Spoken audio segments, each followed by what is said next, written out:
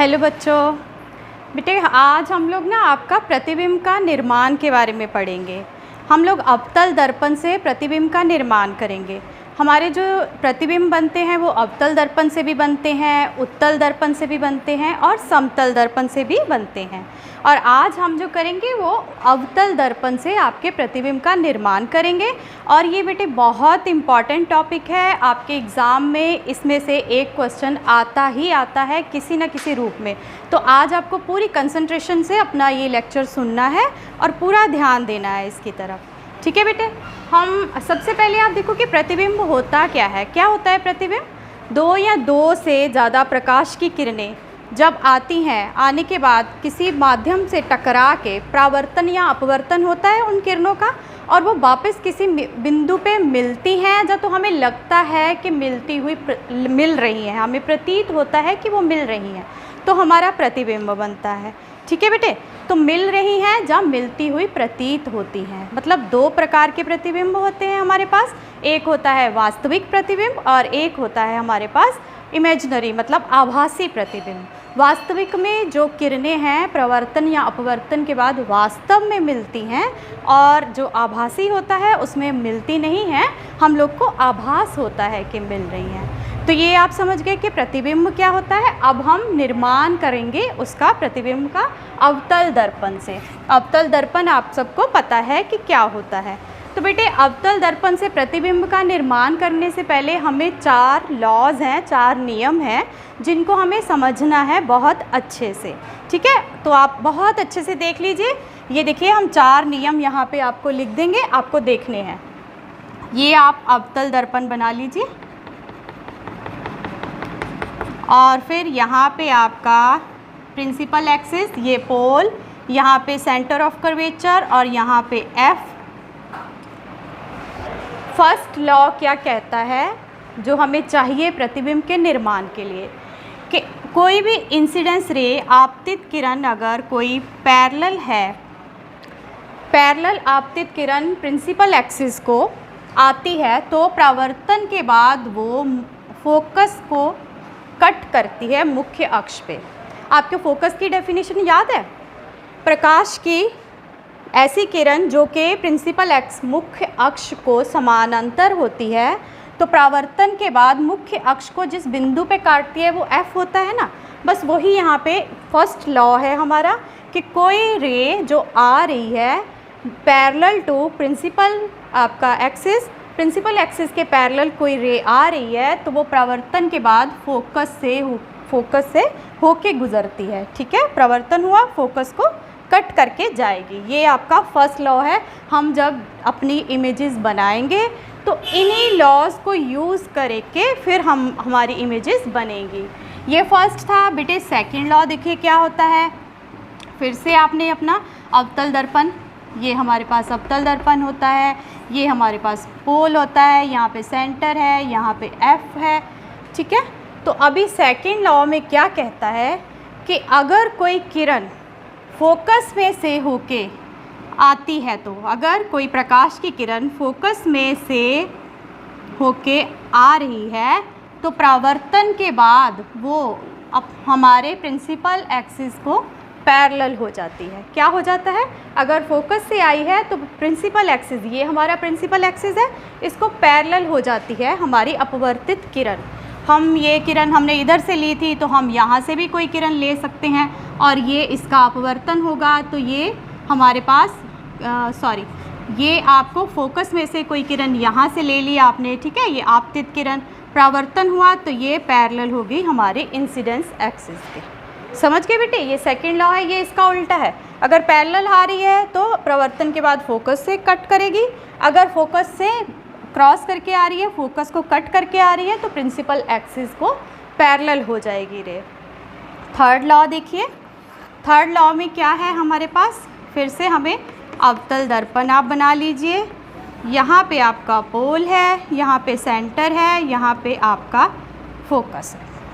Third में वो कहता है कि कोई रे अगर सेंटर ऑफ कर्वेचर से स्टार्ट होती है, सेंटर ऑफ कर्वेचर से आ रही है, तो वो रे ये आई, परावर्तन हुआ, परावर्तन के बाद वो उसी दिशा में वापस चली जाती है, उसी पथ पे वापस चली जाती है। ये क्या है, ये लंबवत होती है। क्यों? सेंटर ऑफ कर्वेचर से अगर आप अपने गोलीय दर्पण पे कोई भी लाइन बनाते हैं तो वो रेडियस होता है जो कि परपेंडिकुलर होता है। परपेंडिकुलर होता है तो उसमें क्या होता है, angle of i is equal to angle of r, दोनों हमारे बराबर हो जाते हैं, ज़ीरो होते हैं, क्योंकि अभिलंब पे ही हमारे ये दोनों कोण बन रहे हैं। तो उस केस में क्या होता है, एंगल ऑफ इंसिडेंस और एंगल ऑफ रिफ्लेक्शन क्योंकि बराबर हो जाता है, तो जिस पथ पे आई थी हमारी सरल रेखा में, उसी पथ पे वापस चली जाती है प्रकाश की किरण। तो लंबवत वाली किरण आपने याद रखनी है, जहाँ से आई वहीं से वापस। ये हो गया बेटे। अब फोर्थ हमारा जो लॉ है वो क्या कहता है, फिर से आप अपना एक प्रतिबिंब, अपना दर्पण बना लीजिए। ये हमारे पास पोल है, यहाँ पे हमारे पास सेंटर है, यहाँ पे फोकस है। अब वो कह रहे हैं कि अगर कोई रे पोल पे आ रही है, पोल के ऊपर डायरेक्ट आई, तो वो ये आपका अभिलंब होता है, यहाँ पे एंगल ऑफ इंसिडेंस, तो ये एंगल ऑफ रिफ्लेक्शन आर बनाते हुए रिफ्लेक्ट हो जाएगी। ऐसे यहाँ पे angle i is equal to angle r होता है। ठीक है, ये 4 नियम आपको याद करने हैं कि अगर पैरेलल आ रही है फोकस से निकलेगी, फोकस से जा रही है तो पैरेलल होके बाहर आएगी अपवर्तन के बाद, परावर्तन के बाद, और अगर सी से जा रही है तो वो सी पे ही वापस आएगी परावर्तन के बाद। और कोई इंसिडेंस रे अगर पी पोल को टच कर रही है तो वो एंगल आर बनाते हुए परावर्तन करेगी। ठीक बेटे, ये फोर्थ जो है ये हम बहुत कम यूज़ करते हैं, हम ये फर्स्ट 3 को यूज़ करके ही अपनी इमेजेस बनाएंगे अपने अवतल दर्पण पे। ओके, अब हम अवतल दर्पण पे जो इमेज बनाएंगे उसके हमारे 6 पोजीशंस हैं। एक हम उसको अनंत पे लेंगे, एक बार हम अनंत और सी के बीच में रखेंगे, फिर हम उसको सी पे रखेंगे अपने ऑब्जेक्ट को, फिर सी और एफ़ के बीच में रखेंगे, फिर अपने ऑब्जेक्ट को एफ़ पे रखेंगे, और फिर अपने ऑब्जेक्ट को एफ़ और पी पे रखेंगे। तो यहाँ पे ये हमने लिखा है स्थिति वस्तु की और प्रतिबिंब की। जैसे जैसे बनते जाएंगे हम लिखते जाएंगे कि सबसे पहले हम अनंत पे वस्तु को रखने वाले हैं। ठीक है, अनंत पे रखने वाले बेटे बहुत केयरफुली आपको डायग्राम्स ड्रॉ करनी है, नहीं तो इमेज आपका सही नहीं बनेगा, फिर आपको पता नहीं चलेगा कि क्या हो रहा है। तो सबसे पहले आपने क्या करना है, ये आपका एक अवतल दर्पण है।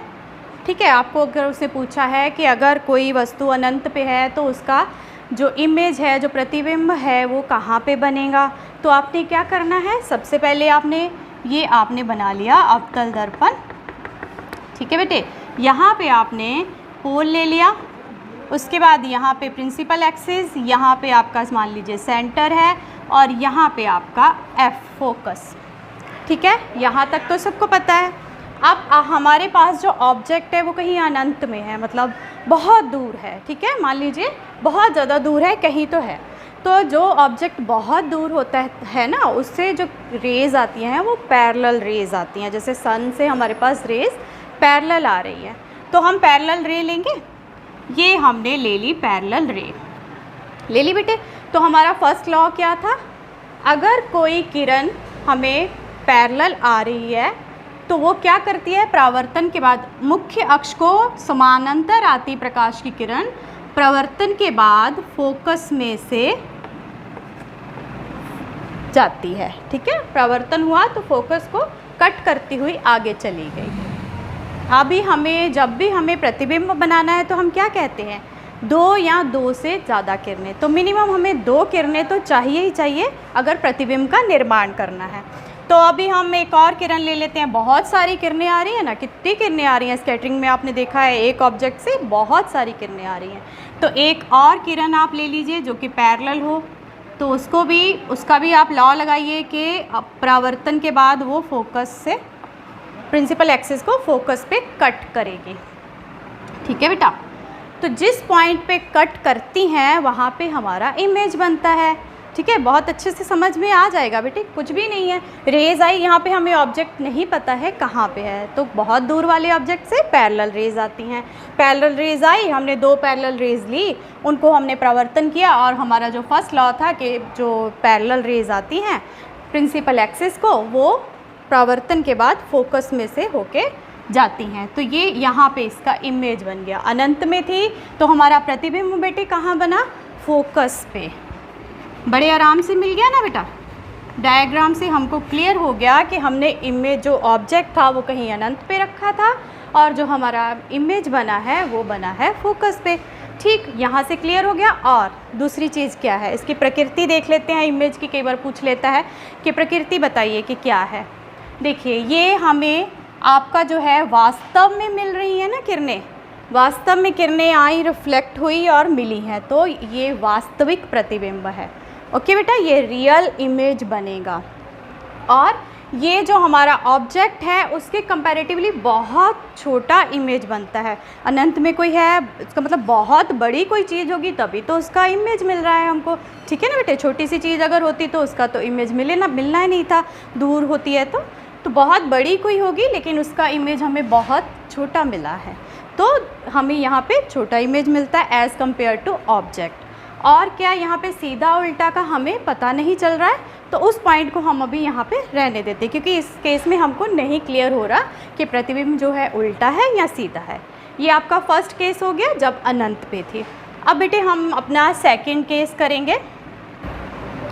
सेकंड केस है जब अनंत और सी के बीच में है, अनंत और सी के बीच रखी वस्तु का प्रतिबिंब, वस्तु का प्रतिबिंब। ठीक है, कैसे, फिर से आपने अपना बना लीजिए, अवतल दर्पण बना लीजिए, pole, principal axis, centre of curvature, focus. अब आपका जो ऑब्जेक्ट है हम कह रहे हैं अनंत और सी के बीच में कहीं रख दिया, यहाँ पे रख दिया मान लीजिए हमने। ठीक है बेटे, तो यहाँ पे भी हम लिख देते हैं अनंत और सी के बीच हमारे ऑब्जेक्ट की जो पोजीशन है। अभी फिर से आप लॉस में से कोई भी लॉ उठाइए। फर्स्ट लॉ उठा लेते हैं, इंसिडेंस रे आई, ये आई कोई आपतित किरण, ये हुआ इसका परावर्तन, तो ये परावर्तन के बाद एफ में से होके जाती है। ठीक है, एफ को काटती है। बेटे फिगर्स थोड़ा केयरफुली बनाना, आप पेंसिल से अच्छे से स्केल यूज़ कर लेना। उसके बाद आप और कौन सा, हम या तो हम कह सकते हैं कि पैरेलल कोई रे ऐसी लें जो एफ़ में से आ रही हो, आपतित किरण एफ़ से जाती हुई, और पैरेलल कर दें रिफ्लेक्शन के बाद। या फिर हम सी पॉइंट से भी किरण ले सकते हैं। हमारा जो थर्ड लॉ था, लंबवत किरण अगर हमारी हमने ले ली सी पॉइंट से, तो वो आपको वो भी ले सकते हो। अभी हम यहाँ पे फोकस में से क्रॉस होती रे लेते हैं। ये ऑब्जेक्ट है, यहाँ से एक रे गई parallel to principal axis, reflect हुई, एफ से क्रॉस की। अब दूसरी रे आप सेकंड जो लॉ है उसके हिसाब से, ये गई एफ में से क्रॉस हुई, यहाँ पे टकराई दर्पण से, और ये इसका रिफ्लेक्शन हुआ। क्या कहता है कि ये रिफ्लेक्शन के बाद जाती है पैरेलल टू प्रिंसिपल एक्सिस। कुछ नहीं कर रहे, जो हमने पहले लॉस किए हैं ना उन्हीं को अप्लाई कर रहे हैं कि अगर पैरेलल आ रही थी तो एफ में से चली गई, अगर एफ में से जा रही है तो पैरेलल चली जाएगी परावर्तन के बाद। तो जिस पॉइंट पे ये मिलेंगी वहाँ पे आपको ऑब्जेक्ट का इमेज मिलता है। यहाँ पे कट हुई, ये आपको इमेज मिल गया। मान लीजिए ये था आपका ए बी ऑब्जेक्ट, तो ये आपके पास हो गया बी डैश ए डैश आपका प्रतिबिंब। ए ये हेड उल्टी इमेज बन रही है हमको यहाँ पे। तो यहाँ अनंत और सी के बीच जब बेटे आपने रखा था तो आपका प्रतिबिंब कहाँ मिला आपको, सी और एफ के बीच में। प्रतिबिंब की स्थिति कहाँ है, सी और एफ के बीच में ये स्थिति है उसकी। और प्रकृति क्या है इसकी, रियल इमेज बन रहा है, वास्तविक बन रहा है, क्योंकि किरणें वास्तव में मिल रही हैं, वास्तव में मिल रही है ना बेटा। और ये उल्टा बन रहा है, दिख रहा है ना आपको, उल्टा बन रहा है ये, और ये वस्तु के कंपैरिजन में छोटा होता है। अभी हमारे आप जब पूरा अच्छे से एक्यूरेटली स्केल वगैरह यूज़ करके बनाएंगे ना तो आपको बड़ी अच्छी फिगर मिलेगी, और ये आपको इस ऑब्जेक्ट से छोटी मिलेगी इमेज। ठीक है, तो ये आपने कहा क्या बोला कि एक तो ये जो प्रतिबिंब है हमारा सी और एफ के बीच में बना, उस दूसरे नंबर पे ये प्रतिबिंब वास्तविक होता है, तीसरे नंबर पे ये हमें प्रतिबिंब के सामने मिलता है, वास्तविक हमेशा प्रतिबिंब के सामने ही मिलता है, ये तो पता है हमको, और ये प्रतिबिंब उल्टा मिला है हमको। ठीक है, ये आपकी प्रकृति हो गई जब वस्तु अनंत और सी के बीच में हमने रख के प्रतिबिंब बनाया। अब थर्ड केस देखते हैं। जब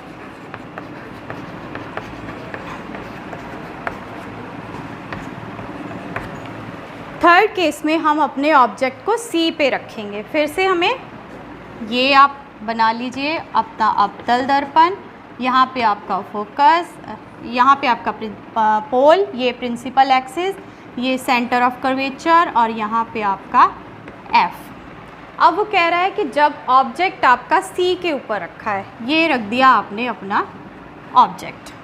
ठीक है बेटे, ट्राई करोगे आप लोग भी देखो, अपनी कॉपीज़ निकालो, पेन निकालो, पेंसिल निकालो, ट्राई करो। तो दो लॉ पहले वाले अप्लाई कर लो, देखो कैसे हो रहा है। क्या करेंगे आप, ये आप साथ साथ ट्राई करो तो देखो तो क्या बन रहा है। ये आपने फर्स्ट लॉ के हिसाब से पैरेलल रे लेके आए, पैरेलल किसको, प्रिंसिपल एक्सिस को पैरेलल रे लेके आए, और जब रिफ्लेक्ट होती है तो वो एफ में से क्रॉस करती है। ठीक है, प्रिंसिपल एक्सिस को कट करती है पॉइंट एफ पे। ओके बेटा, और दूसरा आप क्या अप्लाई करना चाहते हैं, दूसरा नियम ही अप्लाई कर लेते हैं कि अगर किरण एफ में से कट करती हुई जा रही है हमारी आपतित किरण, तो परावर्तन के बाद वो हमारे प्रिंसिपल एक्सिस को पैरेलल कट करती है। ये थोड़ा सा ऐसे, ठीक है, पैरेलल रहती है। अगर कोई रे फोकस में से क्रॉस कर रही है, फोकस में से आ रही है, तो प्रवर्तन के बाद वो क्या होती है, प्रिंसिपल एक्सिस के पैरेलल जाती है। अब इमेज कहाँ बनता है, जहाँ पे ये दोनों लाइनें हमारी कट करती हैं, तो वहाँ पे हमको मिलता है इमेज। यहाँ पे तीसरे नंबर पे हमारी वस्तु कहाँ थी, सी पर, आपको इमेज कहाँ पर मिली, सी पर। दोनों चीज़ें सी पर मिल गई हमको, और इमेज यहाँ पे भी हमारा रियल है ना बेटे, क्योंकि किरणें वास्तव में मिल रही हैं परावर्तन के बाद। यहाँ पे भी हमको रियल इमेज मिला, वास्तविक इमेज मिला, उल्टा मिला यहाँ पे, और यहाँ पे वस्तु का आकार और प्रतिबिंब का आकार बराबर होता है। बेटे आप एक चीज़ नोट कर रहे हो, हम जैसे जैसे अपनी वस्तु को, ऑब्जेक्ट को आगे लेते जा रहे हैं ना, हमारा जो इमेज है वो पीछे होता जा रहा है, और इमेज का साइज़ भी बड़ा होता जा रहा है। फोकस पे बिल्कुल पॉइंट जैसा हमको इमेज मिला था, और जब हमने अनंत और सेंटर ऑफ कर्वेचर के बीच में रखा था तो हमें ऑब्जेक्ट से छोटा इमेज मिला, थोड़ा अनंत वाले से बड़ा हो गया था इमेज, और वो उधर की साइड भी जाता जा रहा है। ठीक है, और जब हमने सी पे रखा तो हमें इमेज भी सी पर ही मिला, उल्टा मिला और सेम साइज़ का मिला। ठीक है बेटे, कोई प्रॉब्लम तो नहीं आ रही यहाँ तक, आपको आनी नहीं चाहिए। आप लॉज को अच्छे से कर लेंगे, उसके बाद तो क्या करना है, रेज ही तो ड्रॉ करनी है। हम कोई ज़बरदस्ती नहीं कर रहे, कुछ नहीं कर रहे। जैसे लॉज ने हमको बोला है, पहले नियम ने, दूसरे नियम ने, आप रे लेके आओ, एफ से क्रॉस कर दो, एफ से क्रॉस होती हुई लेके आ रहे हो तो पैरेलल ले जाओ, और कट होती हैं तो उस पॉइंट पे आप अपना इमेज बना दो। ठीक है बेटे, ये हो गया आपका थर्ड केस भी हो गया, इसमें आपको इसकी प्रकृति भी पता चल गई। अब फोर्थ केस, चौथे केस में वस्तु सी और एफ के बीच, कहीं पे भी, किसी पोजीशन पे सी और एफ के बीच, ये आपका फोर्थ है, सी और एफ के बीच में कहीं।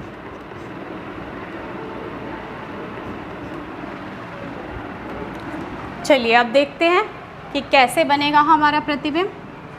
आपका अवतल दर्पण, अब आप साथ साथ बनाओ बेटे, चलो सारे अपनी अपनी कॉपीज़ पे साथ में बनाएंगे। ये अवतल दर्पण का पोल, ये आपका प्रिंसिपल एक्सिस, यहाँ पे कहीं सेंटर ऑफ कर्वेचर, और ये हमारे पास फोकस।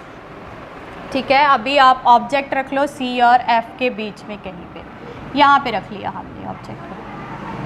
ठीक है, सबने रख लिया अपनी अपनी कॉपीज़ पे। अब बेटे ट्राई करो, तो रेज लेके दो, ट्राई करो अपना अपना कि इमेज कहाँ पे बनेगा। ट्राई करो सब लोग, ठीक है ये, और हम भी ट्राई करते हैं, आप हमें मत देखो, अपना करके देखो कि कैसे हो रहा है।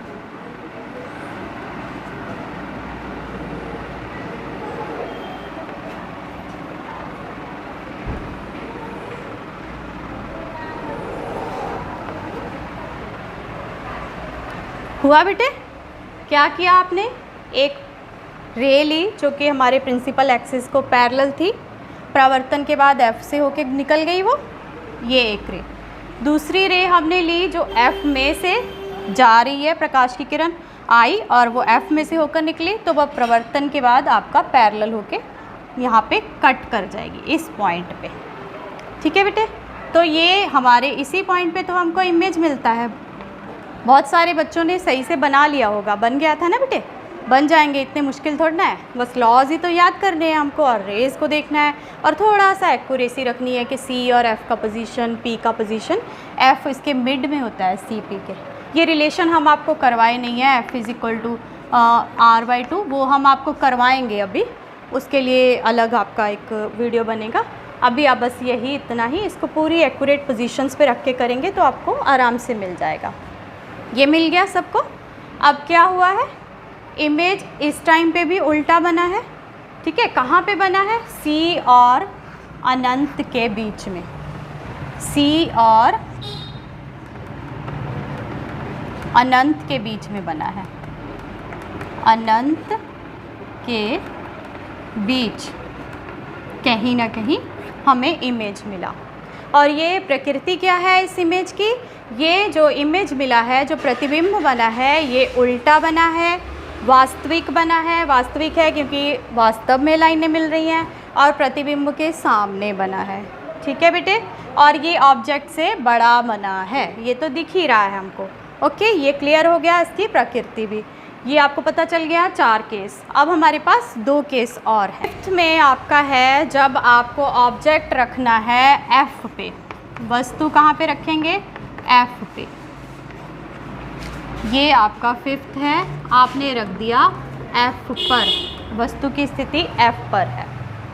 तो ये फिर से आप अपना बना लीजिए मिरर, सब बच्चे फिर से बनाओ। ये है आपका पोल, ये आपका सेंटर ऑफ कर्वेचर, यहाँ पे कहीं पे एफ बन गया बेटा। अब देखो वो कह रहा है वस्तु एफ पर है, रख दो एफ पर वस्तु को, रख दिया। अब इसमें से फिर से आप लॉस लगाओ। क्या? अगर कोई रे पैरेलल आ रही है प्रिंसिपल एक्सिस को, तो रिफ्लेक्शन के बाद एफ में से होके जाती है। ठीक है, इसमें सेकंड लॉ थोड़ा मुश्किल लग रहा है क्योंकि इसमें से किरण निकल के एफ में से क्रॉस करना थोड़ा हमको डिफ़िकल्ट हो रहा है, तो हम थर्ड लॉ उठा लेते हैं। सी में से, ये सेंटर ऑफ कर्वेचर में से ये किरण आई, यहाँ पे टकराई, उसका परावर्तन हुआ, ये गई और ये अपनी किरण वापस चली गई यहाँ पे। तो अब ये देखो, ये 2 किरणें हैं, परावर्तन के बाद ये किरणें आपको लग रहा है कहीं मिलेंगी? लग रहा है? ये तो दूर जा रही हैं, नहीं मिलेंगी ना। तो यहाँ पे हमको प्रतिबिंब नहीं पता कहाँ बनेगा, मतलब हमारा प्रतिबिंब बनेगा अनंत में। कहाँ बनेगा? अनंत में बनेगा, और बहुत बड़ा बनेगा, उसको हम देख नहीं पा रहे हैं, यहाँ पे अपना शो नहीं कर पा रहे हैं, और वो रियल बनेगा, वास्तविक बनेगा, क्योंकि अनंत में जाके हो सकता है ये किरणें आपस में मिल जाएं। ठीक है बेटे, तो यहाँ F पर जब आपने वस्तु रखी थी तो आपका जो प्रतिबिंब कहाँ बना था? अनंत में बनेगा बेटे, क्योंकि हमारी ये रेज़ हमको यहाँ पे तो कहीं मिलती हुई दिख नहीं रही। अब बेटे इनको कंपेयर करना ज़रा, फिर बाद में हम करेंगे ना, तो आप देखेंगे कि कैसे क्या हो रहा है। ये बेटे क्लियर हो गया कैसे? 2 किरणें लेनी थी, एक हमने ये वाली ले ली जो पैरेलल होती है प्रिंसिपल एक्सिस को, और दूसरी हमने ये अब नॉर्मल से जाती हुई किरण, जिसको लंबवत किरण भी प्रकाश की किरण कहते हैं, तो इसका जो प्रॉपर्टी क्या था, लॉ क्या था कि लंबवत किरण जिस रास्ते से जाती है उसी रास्ते से वापस आ जाती है, उसी पथ पे वापस आती है। तो ये हमारी किरण यहाँ से गई थी, यहाँ पे टकराई, परावर्तन हुआ, वापस आ गई। ये दो किरणें हमें चाहिए प्रतिबिंब के लिए, लेकिन ये दो किरणें यहाँ पे मिलती हुई नहीं दिख रही, तो अनंत में कहीं मिलेंगी, और अनंत में मिलेंगी तो बहुत बड़ा इमेज बनेगा, उल्टा इमेज बनेगा, वास्तविक इमेज बनेगा। ये इसका प्रकृति हो गया। अब बेटे हमारा जो लास्ट केस है वो देख, 6th और वेरी इम्पॉर्टेंट, बहुत इम्पॉर्टेंट है ये, एग्ज़ाम में इससे पूछ ही लेता है कुछ ना कुछ इससे रिलेटेड, तो बहुत अच्छे से इसको आप देख लो।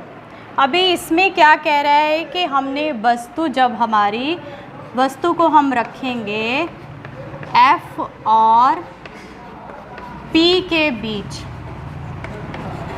ठीक है, एक ही पोजीशन लास्ट बची है, F और P के बीच में जब हमने अपनी वस्तु को रखना है तो प्रतिबिंब कैसे बनेगा। फिर से बेटे अपना अवतल दर्पण बना लीजिए आप लोग।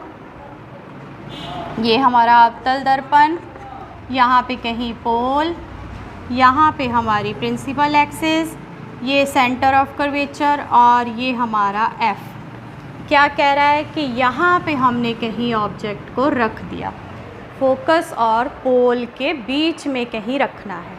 तो ये बहुत इम्पॉर्टेंट है, अच्छे से करना है अब इसको। अब देखो क्या हो रहा है, कोई रे आई यहाँ से जो कि पैरेलल थी प्रिंसिपल एक्सिस को, यहाँ पे टकराई दर्पण से, उसका हुआ परावर्तन, और ये गई यहाँ पे F से क्रॉस करते हुए परावर्तन के बाद चली गई बेटा। अब दूसरी किरण, ये लंबवत किरण को ही ले लेते हैं, ये आई, यहाँ पे टकराई, और ये आ रही है, और यहीं से ये वापस इसी पथ पे चली गई। अपना लॉ 3rd यूज़ कर रहे हैं। तो अब ये का क्या हो रहा है, ये आपकी किरण आगे ऐसे जा रही है, C से हमारा इमेज थोड़ा मुश्किल लग रहा है हमको, हम ऐसे करते हैं, इसमें अगर हम 4th वाला लॉ लगाएंगे तो ज़्यादा अच्छे से हमको ये इमेज मिल जाएगा। ठीक है, तो 4th वाला लॉ अप्लाई करके देखते हैं।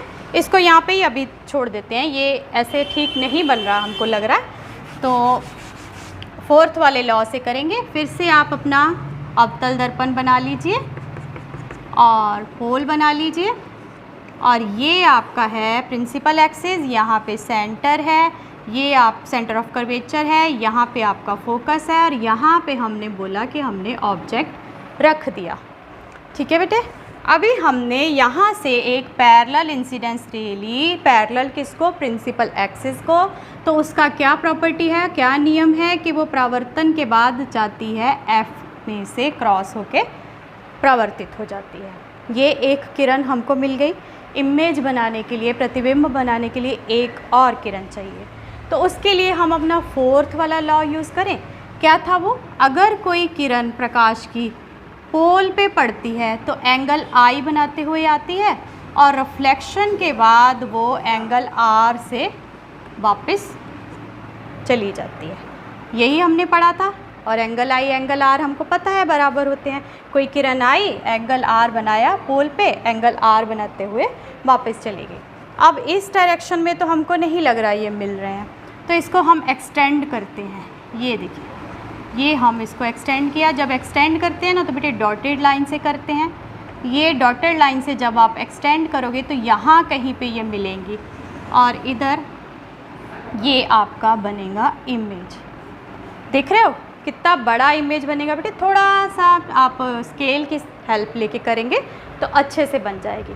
ये आपने क्या किया, इसमें आपने एक तो फर्स्ट लॉ यूज़ किया और एक आपने 4th लॉ यूज़ किया। 4th लॉ क्या कह रहा है, कोई आई इंसिडेंस रे और P पे पड़ी, तो पोल पे पड़ने के बाद रिफ्लेक्ट हुई एंगल R बनाते हुए, और फिर उन रेज़ को आपने, दोनों रेज़ को जो प्रवर्तित रेज़ हैं, किरणें हैं, उनको एक्सटेंड करके पीछे कहीं मिलाया, क्योंकि इधर आके मिलेंगी नहीं। तो यहाँ पे ये किरणें वास्तव में नहीं मिल रही हैं। कहाँ मिल रही हैं, हमें लग रहा है कि कहीं मिल रही हैं पीछे प्रतिबिंब के।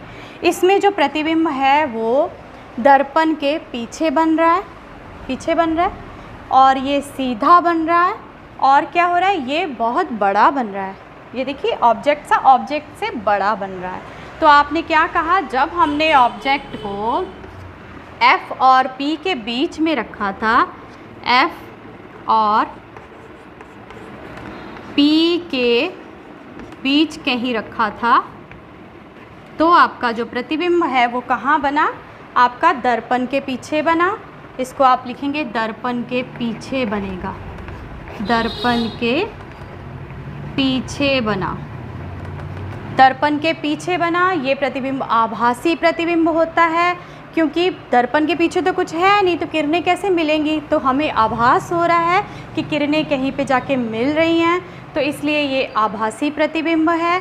और ये सीधा होता है, ऑब्जेक्ट की कंपेयर करेंगे वस्तु के साथ, अगर आप कंपेयर करते हैं तो जो प्रतिबिंब है वो सीधा बन रहा है और ये वस्तु के आकार से बड़ा बन रहा है।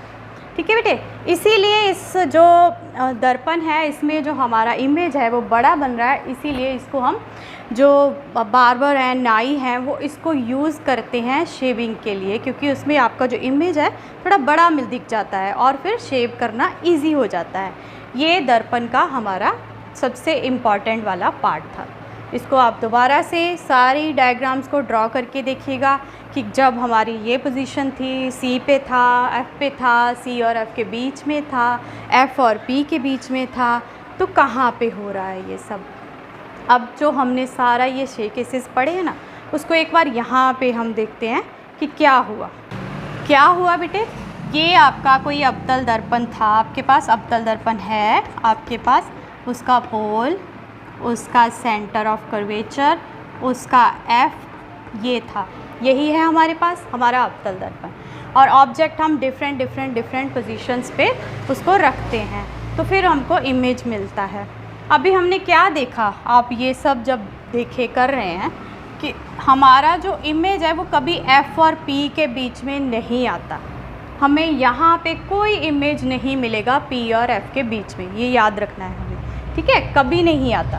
हमारा इमेज कहाँ से, हमने अनंत से शुरू किया था, तो इमेज एफ़ से बनना शुरू हुआ था, एफ़ पे आया था सबसे पहले, फिर वो हमारा इमेज आपका एफ़ से आगे बढ़ता गया। जैसे अगर आप अपना ऑब्जेक्ट राइट में लेके जा रहे थे, तो जो इमेज था वो लेफ़्ट में बढ़ता जा रहा था और इमेज का साइज़ भी बड़ा होता जा रहा था, और इमेज उल्टा बन रहा था और उसका साइज़ भी बड़ा होता जा रहा था। और ये आपका, बस आपको यही याद रखना है, हर बार हमें रियल इमेज मिला था, बस एक पोजीशन ऐसी आई जब हमने एफ़ और पी के बीच में रखा था कहीं ऑब्जेक्ट को, तो हमें रियल नहीं मिला था, तब हमें इमेजिनरी मिला था हमारा जो प्रतिबिंब है। और उसी प्रतिबिंब को हम यूज़ करते हैं, जैसे कि नाई यूज़ करते हैं शेविंग के लिए। ठीक है बेटे, बाकी प्रतिबिंब हमारे यूज़ कैसे होते हैं वो आगे आप देखोगे कि कहाँ पे कैसे क्या करते हैं। अभी आपने ये देख लिया कि इमेजेस कैसे बनती हैं। जब अनंत पे था तो फोकस पे बनी, अब यहाँ पे देखिए, जब अनंत पे था तो फोकस पे बनी, और जब फोकस पे था ऑब्जेक्ट तो प्रतिबिंब कहाँ बना था, अनंत में। ये उल्टा है ना, अनंत पे था तो फोकस पे बना, फोकस पे रखा तो प्रतिबिंब अनंत पे बना। जब अनंत और सी के बीच में था हमारा ऑब्जेक्ट, तो हमारा प्रतिबिंब कहाँ बना था, सी और एफ़ के बीच में। और जब हमने सी और एफ़ के बीच में ऑब्जेक्ट को रखा था, तो हमारा जो इमेज है वो सी और अनंत के बीच में बना था। ये आप थोड़ा सा ये चीज़ आपको अपने माइंड में बिठानी है, और इसको कैसे याद कैसे करना है, कितना इजी है। बस आपको 4 लॉज आपके देखने हैं कि कहाँ कैसे, अगर पैरेलल आ रही है तो फोकस से होके जाती है, फोकस से होके जा रही है तो प्रिंसिपल एक्सिस के पैरेलल वापस जाती है, और अगर वो लंबवत जा रही है तो उसी डायरेक्शन में वापस जाती है, और अगर पोल पे पड़ रही है कोई किरण तो वो जिस एंगल से आती है, एंगल ऑफ इंसिडेंस, उसी एंगल से वो वापस जाती है। यही 4 लॉ आपने यूज़ करके अपनी सारी जितने भी इमेजेस हैं वो ड्रॉ करने हैं बेटे। हो जाएंगे बेटे। अभी इसके बाद हम जो करेंगे वो हम उत्तल दर्पण के साथ भी प्रतिबिंब का निर्माण करेंगे कि उत्तल दर्पण में हमारे प्रतिबिंब कैसे बनते हैं, वो सब भी देखेंगे। और आपका जो रिलेशन है F=R/2 वो भी हमको प्रूव करना है। तो अभी आप बस ये समझ लीजिए, बहुत इम्पॉर्टेंट टॉपिक था, और इसको एक बार आप दोबारा से रिवाइज़ ज़रूर कर लीजिएगा। ओके बेटा, थैंक यू।